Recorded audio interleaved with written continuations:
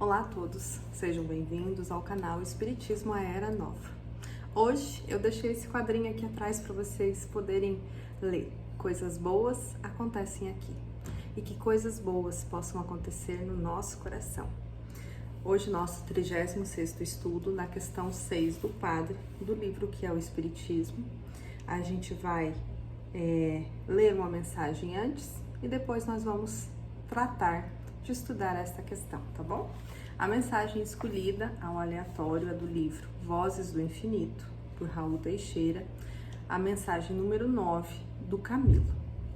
Eu não a li, deixei para ler aqui junto com vocês, para que nós possamos juntos absorver o que ela nos traz de ensinamento. Ela chama o hoje, o amanhã e a seara. A enxacha atual de laborar na seara espírita tem seus elementos de prioridade que não deveremos postergar, sob pena de arcarmos com o ônus da indiferença ou da má vontade que pesará sobre a nossa consciência. Na atividade presente que a veneranda doutrina nos enseja, não são poucos os companheiros que, portadores de vastos dotes intelectuais, detentores de grandes conhecimentos espiritistas, possuidores de bem nutridas bibliotecas espiritualistas, com largo arquivos de obras de cunho espírita, se fazem expoentes de acalorados debates, vultos indispensáveis nas querelas absolutistas em rodas de intermináveis discussões a respeito dos temas mais diversos, sentindo-se todos eles excelentes representantes da cultura espírita, mantendo-se não obstantes de mãos vazias e de frio coração diante de necessidades morais e materiais que populam à sua volta. Costumam ser teóricos num movimento que exige teoria aliada à ação, a fim de que surjam bons frutos. São espíritas de gabinete, pois escrevem e planejam coisas belíssimas, para outros aprenderem, para outros fazerem, enquanto seguem os mesmos indivíduos temperamentais, caprichosos, orgulhosos e senhores da verdade definitiva para modificar os outros, não a si mesmos. Não se ajustam às necessárias disciplinas para o melhor resultado dos trabalhos. Não se mantêm em instituições que os não prestigiem com citações ou basulices, francamente dispensáveis entre os lidadores espíritas. São daqueles que anelam pelo brilho no mundo, pelo reconhecimento imediato, podendo-se aplicar, no caso deles, a afirmativa de Jesus. Já ganharam no mundo o seu galardão. Como, porém, o grande lidador, que é Jesus, conhece cada uma de suas ovelhas, mesmo quando se esmeram em fazer-se atuar como bodes ou lobos perigosos, identifica as capacidades de cada um, as potencialidades individuais, permitindo que deem vazão à sua acomodação ou que alimentem a própria presunção, enquanto lhes prepara as rotas por vindouras, em consequência do dia de hoje. Quantos companheiros incursos nessas situações, na atualidade, deverão renascer, em tempos breves, tão pronto retornem ao invisível, para incrementares árduos serviços de implantação e desenvolvimento do sublime legado do Espiritismo em territórios morais sáfaros, em países ou continentes onde hoje é marcante a impermeabilidade para a aceitação ou interesse pelo pensamento espírita. Como portarão conhecimentos intelectuais do pretérito, facilmente se ajustarão às tarefas, desde a tenra idade, enfrentando, então, com o preço do próprio sacrifício, as abençoadas consequências da adoção da reflexão espírita. Porque a consciência, no tempo mal usado, os oprimirá, convocando o melhor aproveitamento das horas. Dedicar-se-ão, nesse porvim, ao brumimento do sentimento, do coração, fazendo luminosas as próprias mãos. Usarão o verbo para construir, não mais para vergastar ou exibir-se, seja falando ou escrevendo, avançando para Deus, com os apertos decorrentes do uso que fizeram do livre-arbítrio. Quando a fulgurante mensagem espírita convidar-te para o serviço da seara, enquanto é hoje, nas horas de tuas possibilidades, dá-te, sem omissão ou cansaço, Envolve-te sem exibição ou hipocrisia, cooperando com os prepostos do Cristo, desde agora, facultando-te a continuidade e o aprimoramento dos teus empenhos e contribuições, para o engrandecimento da presença do Espiritismo no mundo, no seio de toda e qualquer área, fazendo brilhar a tua própria luz, fazendo luzir o amanhã da humanidade, da qual participas. Ou seja, não percamos tempos. Façamos hoje ainda, no nosso coração, aquilo que a doutrina nos ensina, que é nos amarmos, que é estudarmos sim, mas que é colocarmos em prática todo esse amor, esse consolo e esse amparo que a doutrina nos dá. Porque hoje temos recursos acessíveis nas nossas mãos para isso, para essa divulgação, mas talvez amanhã nós vamos precisar fazer uma divulgação um pouco mais árdua, com não tanta riqueza de recursos. Então façamos hoje aquilo que nos cabe dentro das nossas escolhas na doutrina espírita, que sempre nos ilumina e nos consola. E banhados por esta mensagem maravilhosa, eu fecho os meus olhos, rogando a Jesus que nos inspire e que esteja conosco neste momento, nestes instantes breves de estudo, que nos edificam, que nos constrói e que, acima de tudo, nós possamos colocar este estudo teórico na prática, primeiramente conosco, com os que nos rodeiam, de forma silenciosa, porque Deus vê todas as nossas ações, mas que nós possamos fazer aquilo que nos cabe, no tempo que temos, e que assim seja. Muito bem, meus irmãos. Perdão, bati aqui embaixo. O livro é O que é o Espiritismo, questão 6, que nos fala o seguinte. O padre continua o diálogo com Kardec e nessa questão ele argumenta assim: não discordais, entretanto, que o Espiritismo não está sobre todos os pontos de acordo com a religião? Ele faz uma colocação. Kardec responde: meu Deus, senhor Abade, todas as religiões dirão a mesma coisa. Os protestantes, os judeus, os muçulmanos, assim como os católicos. Se o Espiritismo negasse a existência de Deus, da alma, da sua individualidade, da sua imortalidade, das penas e recompensas futuras, do livre-arbítrio do homem, se ele ensinasse que cada um neste mundo não está senão para si e não deve pensar senão em si, ele seria não somente contrário à religião católica, mas a todas as religiões do mundo. Isso seria a negação de todas as leis morais, base das sociedades humanas.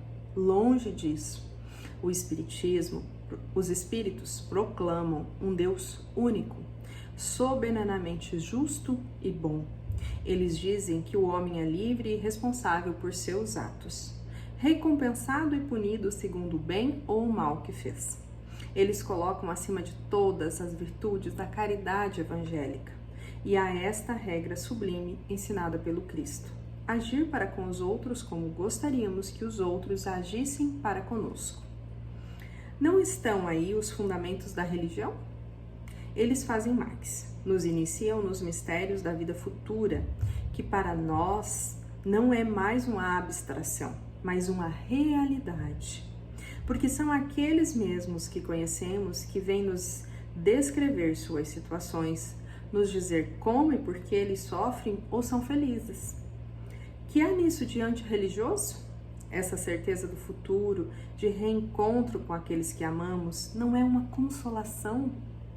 Esta grandiosidade da vida espiritual, que é nossa essência, comparada às mesquinhas preocupações da vida terrestre, não é a própria para elevar-se nossa alma e nos encorajar ao bem? Olha só, que reflexão belíssima, profunda nós temos. Em termos de palavras, são poucas as palavras, né? Vou até mostrar aqui para vocês a pergunta. A questão 6 daqui até aqui, ó, né? Essa parte aqui que a gente leu, na pedagogia que a gente adotou de ler e de fazer um breve comentário e deixar para vocês reflexões que vocês mesmos vão tendo no decorrer da semana. Então, o padre coloca: o Espiritismo não está sobre todos os pontos de acordo com a religião, né? Aí Kardec até leva um susto, meu Deus, né? Todas as religiões dirão a mesma coisa. Então ele coloca aqui, ele descreve todas as religiões e ele deixa muito bem claro, o Espiritismo não nega a existência de Deus. Não tem como negar, muito pelo contrário, há uma comprovação da existência de Deus, através da comprovação de que a vida continua, de que não é só esse plano de existência, de que nós estamos trabalhando a favor de nós mesmos, a cada dia, como a mensagem nos falou, que nós possamos fazer hoje, no tempo que temos, no tempo que nos cabe, aquilo que nós nos comprometemos e aquilo que já temos condições e conhecimentos para fazer. E aí ele coloca que os espíritos conclamam um Deus único, soberanamente justo e bom. O que isso quer dizer? Somos todos irmãos. Não temos diferenças na nossa irmandade espiritual. Não importa a religião que nós escolhemos para seguir, seja ela, como Kardec colocou, protestante, judeu, muçulmano ou católico ou espírita, não importa. Somos todos irmãos perante Deus. Deus é único, misericordioso e sempre vai ser justo e bom. Ou seja, aquilo que nos acontece é aquele tesouro ou não que herdamos de nós mesmos. Nós nos construímos como espíritos imortais através das nossas atitudes diárias, né? Nós nos comprometemos quando nós não assumimos a responsabilidade daquilo que temos, ou nós adquirimos mérito quando assumimos essa responsabilidade e fazemos aquilo que nos cabe com os recursos que temos no momento. E aí Kardec vai prosseguindo, falando o homem é livre e responsável por seus atos, que é o que a gente falou. Nós temos o livre-arbítrio, mas nós temos a responsabilidade daquilo que pensamos e como agimos. Sejamos nós pessoas adolescentes, adultos, idosos, nós temos essa responsabilidade, né? A criança, ela é conduzida, ela está em formação de personalidade, a responsabilidade maior é dos pais, porém a gente nunca pode esquecer que essa criança não é uma página em branco, que ela está num corpo infantil, mas que é um espírito imortal, que já tem uma bagagem espiritual muito grande, e que essa bagagem vai deixar nela uma base, é o que vai impulsionar ela em alguns atos. E a gente tem como responsabilidade, conforme vamos crescendo na vida adulta, de domar essas más tendências, esses vícios, essas coisas, e de ampliar aquilo que já é bom, a construção que já é boa dentro de nós mesmos. E aí ele fala que o homem é recompensado ou punido, segundo o bem ou o mal que fez. Mais uma vez, Joana de Ângeles, somos herdeiros de nós mesmos. Nós plantamos e nós colhemos. Não é o outro, não adianta eu culpar o outro, seja o outro encarnado ou seja o outro desencarnado, falar a culpa é dos meus obsessores, por exemplo. Não.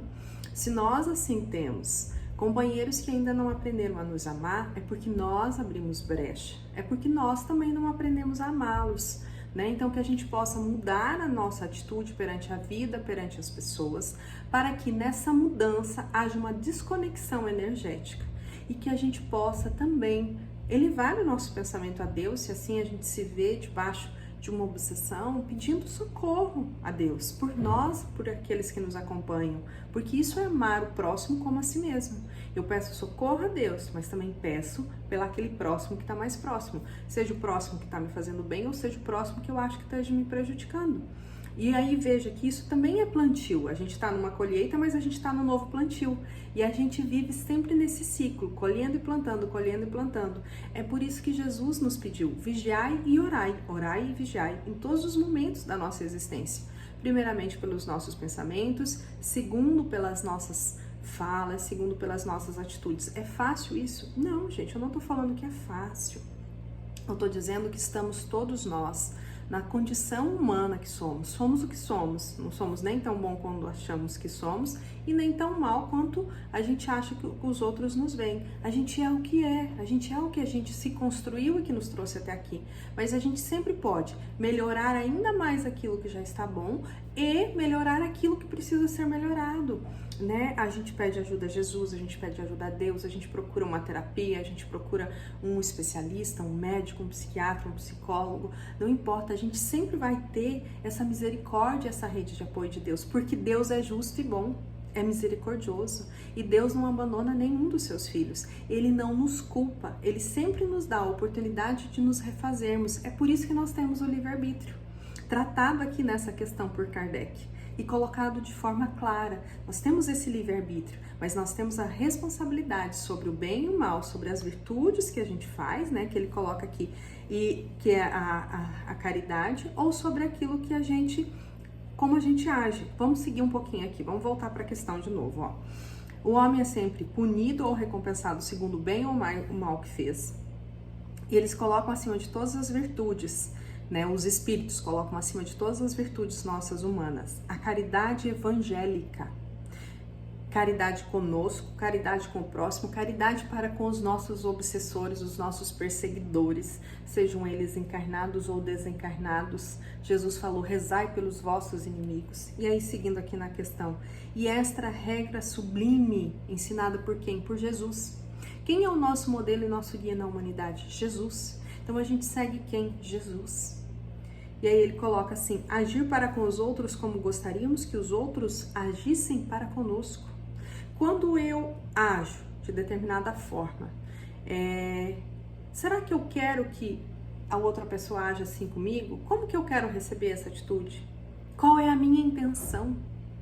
E o que eu vou fazer perante a determinada situação, né? Então, se eu ganhei um bolo, né? Isso é muito legal. Então, que eu possa também oferecer um bolo. E não que no ato de eu ganhar esse bolo, digamos, físico mesmo, né? Um alimento chamado bolo, eu xingue a pessoa, menospreze.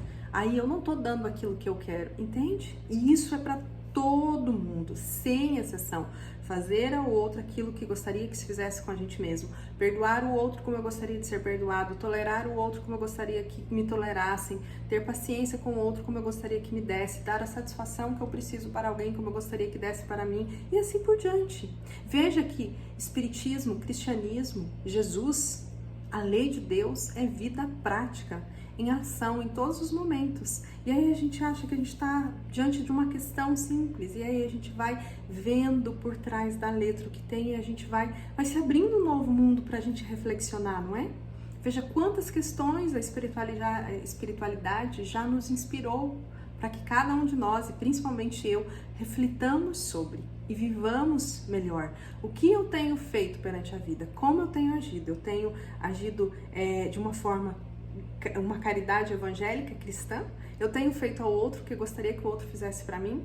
Por quê? Porque se eu só culpar o outro, aí eu vou estar na polaridade e vibrando negativamente. E as coisas vão começar a travar na minha vida. Mas se eu começar a falar assim, não, eu vou agir diferente, eu vou fazer assim, aí eu começo a fluir com a vida. Eu começo a seguir esse rio da vida. E as pessoas começam a se unir comigo a favor da minha existência, da minha própria vida e das questões, vamos colocar assim, até sociais, das quais às vezes eu estou enganjada, ou daquela comunidade, a favor de todos. Né? Isso é lindo. E aí Kardec vai seguindo. Não é isso os fundamentos da religião? Sim, são esses os fundamentos das religiões. E esse é o fundamento do espiritismo. E aí eles falam que as religiões iniciam nos mistérios da vida. Só que o espiritismo vai além, porque ele descreve a vida como realidade, não apenas na teoria. Descreve como realidade. Toda a ciência espírita é a descrição dessa realidade. Todas as pesquisas que Kardec fez, todos os argumentos que ele usou, ele provou essa existência e pré-existência dessa vida, além da nossa vida física, né? E aí também mostra que as pessoas sofrem por causa das atitudes, são felizes ou infelizes por causa das atitudes. E aí Kardec fala, o que há nisso de antirreligioso? Né? O Kardec argumenta, ele faz o padre pensar, isso é antirreligioso? Provar que a vida existe, persiste depois da morte física, né? Do desencarne, do deixar a carne, que é isso que significa, e que cada um vive no plano espiritual conforme viveu na Terra sem milagre? Isso é antirreligioso? Não, não é. E aí Kardec vai mais além. Essa certeza do futuro, do reencontro com aqueles que amamos, não é uma consolação? E aí, pare e pense. Se vocês têm alguém que já foi antes de vocês para o plano espiritual, precisou voltar à casa do Pai antes, não é consolador pensar que essa pessoa vai estar te aguardando quando chegar a sua vez? É. E é esse consolo que a doutrina espírita vem nos dar. E é isso que engrandece. E ele coloca essa grandiosidade da vida espiritual, que é nossa essência. Qual que é a nossa essência? A vida espiritual. O que Jesus falou? Meu reino não é deste mundo. A felicidade não é deste mundo, ou seja, é da onde? Da nossa essência, a nossa essência espiritual. Porque, gente, nós somos um espírito numa experiência corporal. A nossa vida real não é aqui, essa vida aqui, ela é fugídia. Ela tem um tempo de iniciar e um tempo de acabar, e nós temos uma programação reencarnatória e uma experiência a cumprir, mas ela não é eterna. Ela vai acabar, mas qual que é a eterna? Qual que é a essência? O espiritual. O que o Espiritismo prova? A vida espiritual. E isso é consolo, e isso é religião. Vamos lembrar que religião é se religar a Deus. Ao Deus que habita em mim, ao Deus que habita em você, ao Deus que habita no próximo, ao Deus que está em tudo e em todos. E aí Kardec finaliza assim: essa grandiosidade da vida espiritual, que é a nossa essência, comparada às mesquinhas preocupações da vida terrestre, ou seja, a mesquinha vai passar, não é a própria para elevar nossa alma e nos... Aí ele coloca, essas mesquinharias da terra não é própria para elevar nossa alma e nos encorajar ao bem? O que Kardec quer dizer? Que a gente deve ter o pé no chão, sim, fazer o que nos cabe aqui na Terra, trabalhar, nos alimentar, mas aproveitar essa experiência para que nós construamos o bem físico que vai estar instalado na nossa alma quando chegar a nossa vez de voltar à nossa essência, que é a vida espiritual e o plano espiritual, com a certeza e a consolação de que vamos continuar vivendo, de que vamos sim, no tempo devido, conforme a necessidade, o merecimento de cada um, reencontrar os nossos entes. E de que a gente possa aproveitar, como a leitura inicial falou, o tempo que temos aqui para a construção do bem maior, primeiramente em nós mesmos. Primeiramente conosco, nessa viagem interior de autoconhecimento, de autoaperfeiçoamento, de autoburilamento, mas cientes, conscientes e abertos para receber sempre o amparo de Jesus, nosso Mestre Maior. E por hoje, ficamos por aqui no nosso estudo. Eu vou encerrar com uma breve prece. Se você estiver escutando, estiver assistindo, quiser acompanhar, fique à vontade. Mestre amado Jesus, espiritualidade amiga, agradecemos de todo o coração pela inspiração e pelas luzes deste estudo e pedimos que sempre nos dê força para superarmos a nós mesmos sob a proteção e o amparo de Jesus. Gratidão e que assim seja. Gente, muito obrigada. Nos vemos semana que vem e que Jesus possa abençoar e iluminar a vida de cada um de nós. Até mais.